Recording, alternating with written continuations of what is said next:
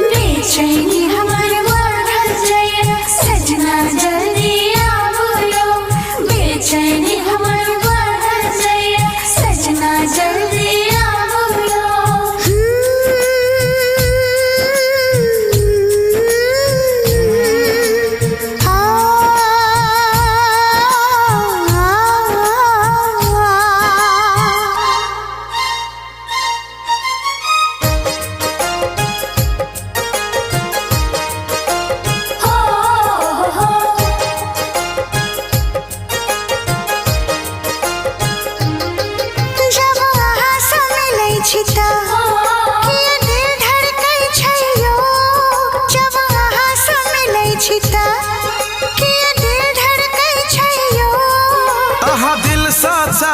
हमरा अहाँ दिल सा चाहे छी हमरा तै दिल धड़कैया ये हम अहाँ से प्यार करे छी ताकि दुनिया जरै छै यो।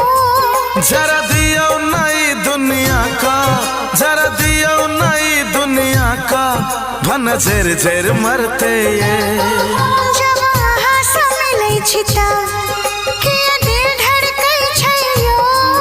जब अहाँ से मिलै छी त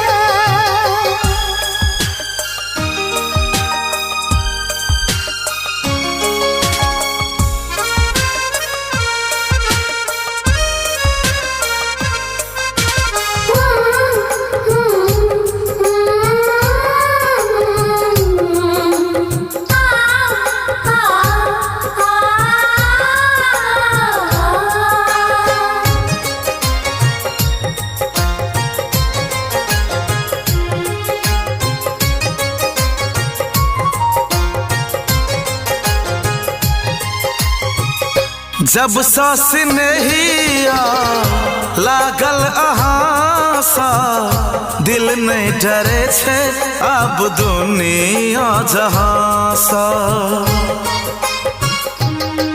हो। जब सास नहिया लागल अहाँ सा दिल नहीं डरे छे अब दुनिया जहाँ सा।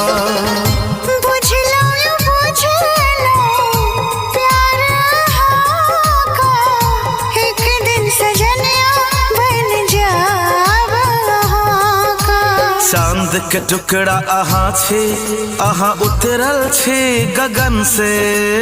फूल की खुशबू अहाँ छी, अहाँ गमकै छी चमन से। जे रोग अहाँ का लगल या, जे रोग अहाँ का लगल या ओ हमरो लगलै ये। जब अहाँ से हँसै छी त किया लोग डहै छै यो। डह दियो नई दुनिया का, डह दियो नई दुनिया का भन डह डह मरते ये। जब अहाँ से मिलै छी त किया दिल धड़कै छै यो। जब अहाँ से मिलै छी त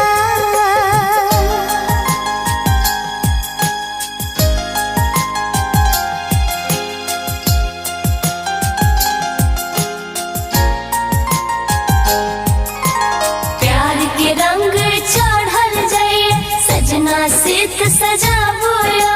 प्यार के रंग चढ़ल जाए सजना सीत सजाबो यो।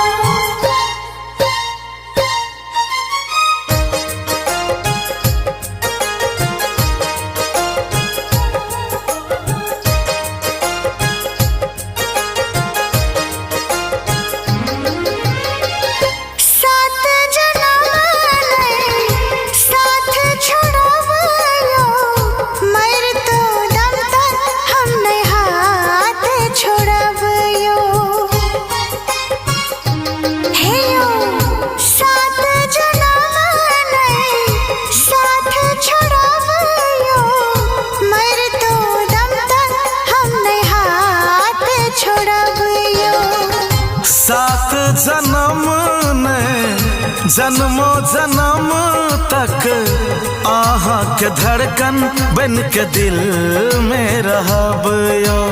नाम आहा के सजना अपन दिल में हम लिख ले लो। प्रेम की होय छे सजनी हम आहा सा सीख ले लो। जे आहा का दिल कहैया, जे आहा का दिल कहैया, से हमरो कहैया। जब आहा से प्यार करे छी तकिया दुनिया जरे छे यो। जर दियो नहीं दुनिया का, जर दियो नहीं दुनिया का, भन जर जर मरतैयो। जब आहा से मिले छी ता किया दिल धड़कै छे यो।